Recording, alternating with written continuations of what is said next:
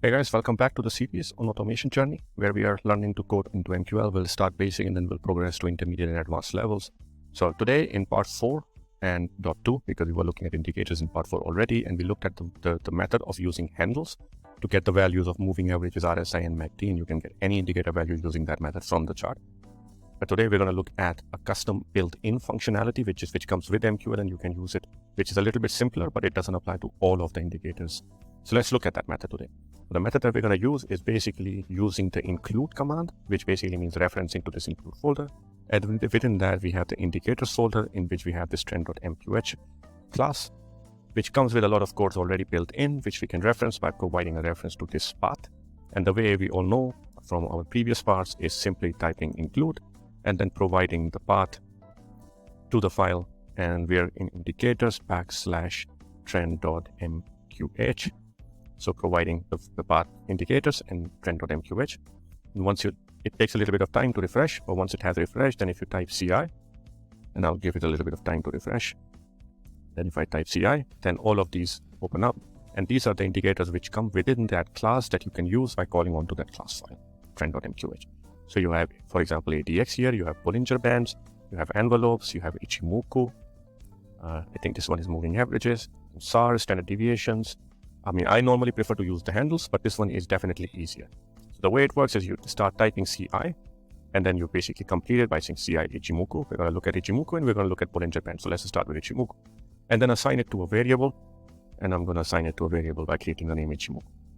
And that is it in the global section. So this is basically how you reference to the class, and then you create the variable and associate with that class. Then on initialization, we want this to start our new variable. So I'm going to say Ichimoku, which is my variable.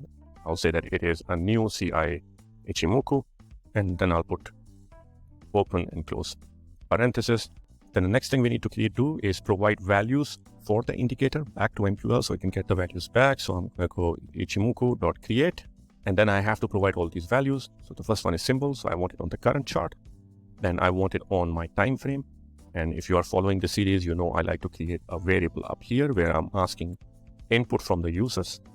So I'm creating an input variable, and the enum type is time frames, and I call it time frame. And then I start with period current, but then the user can now select whichever period they want because it is an input. If you're unfamiliar with this, anything that you don't understand in this video, please go back, watch the other parts. I have already explained it in the previous parts, and this is why I'm skipping along. So then we provide the time frame here, and then we have to provide the values for the indicator. And if you are familiar with Ichimoku, the values are 9, 26, and 52. Let's go to a chart and see. So here on a chart, if I go ahead and put the indicator, and I think it is in trends, Ichimoku, it basically asks you for these parameters. What's the parameter? Tenkan-sen, Kijun-sen, and Zinko-sen, and the default values are 9, 26, and 52. These are the values that we are providing as well here when we're creating the Ichimoku resin. So we move to onTick function, which is every time there is a new tick data arriving into MQL, this function is going to be triggered. So you have to refresh the value of Ichimoku on every tick. Now, later on in the series, we're going to create a function where we're going to check for if it is a new candle, and then we're going to run the code on a new candle always. But at this point in time, to keep things simple, I'm just going to refresh the Ichimoku on everything. So I refresh the values of the Ichimoku. And now because of because we have this class file that we have created this variable within, so every time you write Ichimoku and then hit the dot sign, it will open up everything for you. And from here, we select refresh, and then we have to provide a flag value, and the flag value is -1. Don't ask me why, it's just -1. I mean, if somebody knows why it is -1, please put it in the comments so we can all learn from it, but it's basically -1. And this is it. Once you have refreshed it, now you have the Ichimoku value. So now you can create all sorts of variables. So for example, I create the variable double for, let's say, Tenkan-sen line, and call it Tenkan-sen. And then I can simply go, the value is equals to Ichimoku.Tenkan-sen. And then I have to provide the index of which candle do I want it based on, and the candle is 1. So basically looking back one candle to the left, get the value of Tenkan-sen. If you want the value of Tenkan-sen, I don't know, 30 lines behind, then let's say if you have a variable Tenkan-sen x 30, meaning 30 candles to the left, then you basically simply go Ichimoku.Tenkan-sen and then provide the value 30. And then I will get the value of 30 bars back for Tenkan-sen. Same goes for Kijun-sen. So you simply write Ichimoku, hit the dot, Kijun-sen. Now when it comes to the cloud, then you might be interested in getting the cloud values now. on the last candle, in which case you're going to go double span A value, Ichimoku dot Senku span A, and then double span B dot Senku span B, the value of the last candle.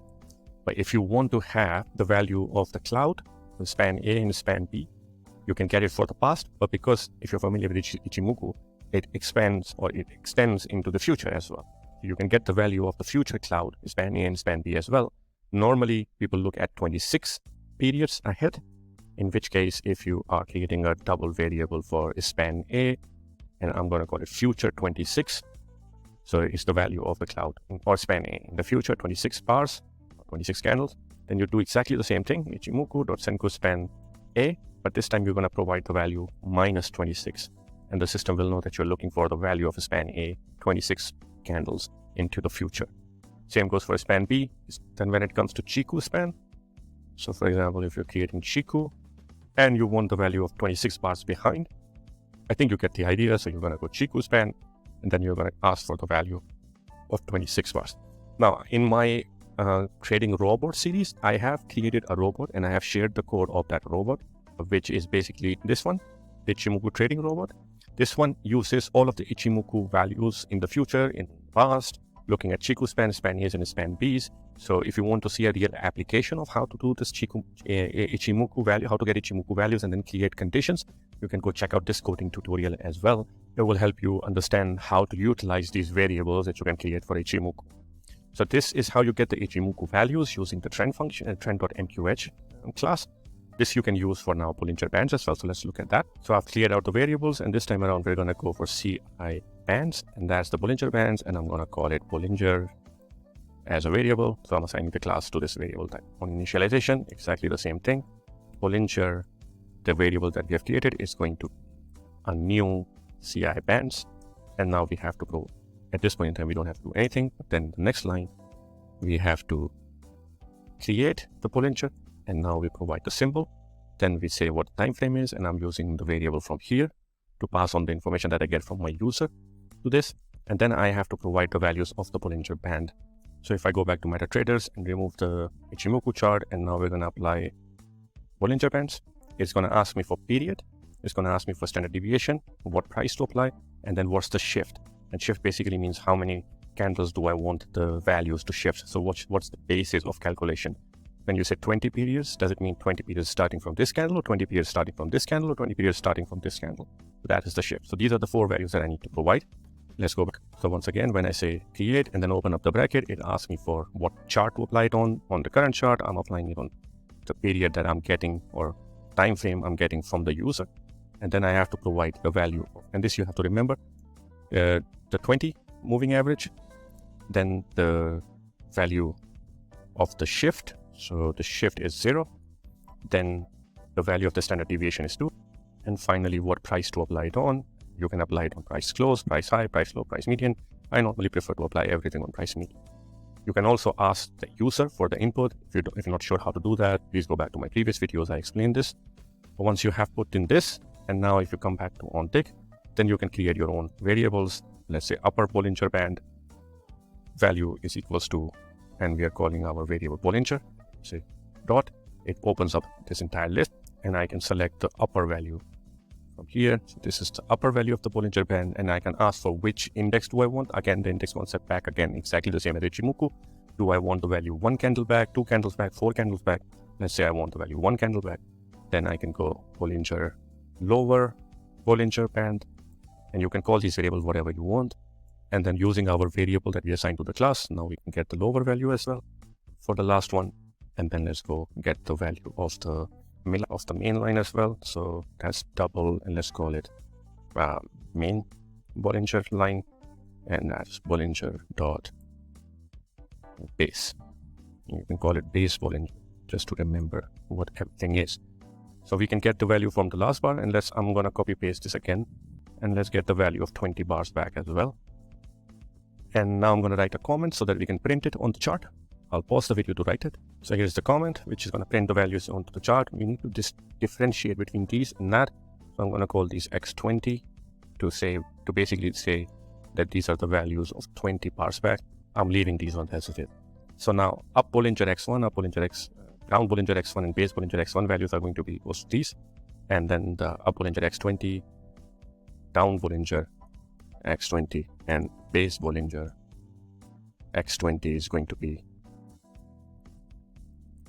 up, down and base Bollinger X20 values. If I compile it, I'm getting a few errors because I need to put a colon here.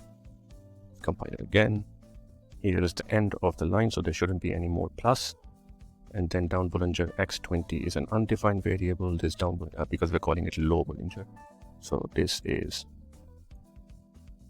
low Bollinger, and this one should be a low Bollinger as well. This is what we're calling them here. I compile it now. I don't have any errors. I just have implicit conversions from numbers into a string because I'm putting these numbers into a comment. Now, before we go ahead and run this, let's also refresh the value like we did it for Ichimoku. So I'm using the variable that I created.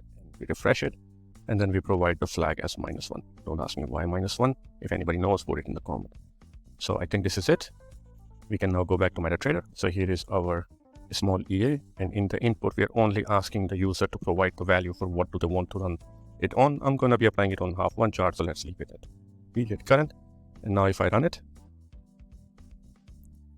so we get the values here. If I pause it, then on the last candle, the value of the upper Bollinger Band was 145.21, which is what we get here as well.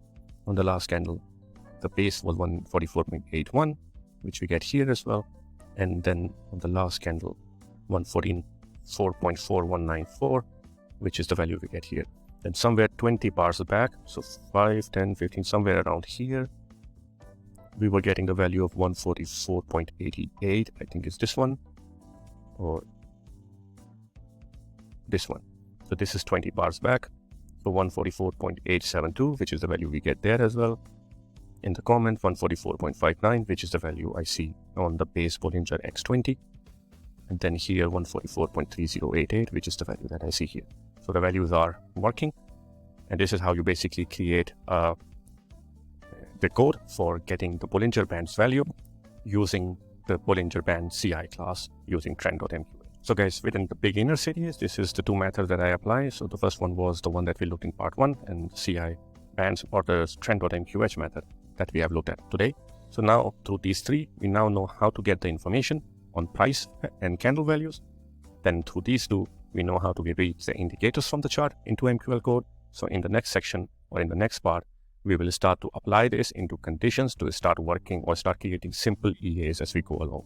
So until next time, guys, anything that is unclear, please leave a comment. Most probably anything if I skipped through or ran very quickly through, it was already covered in the previous part.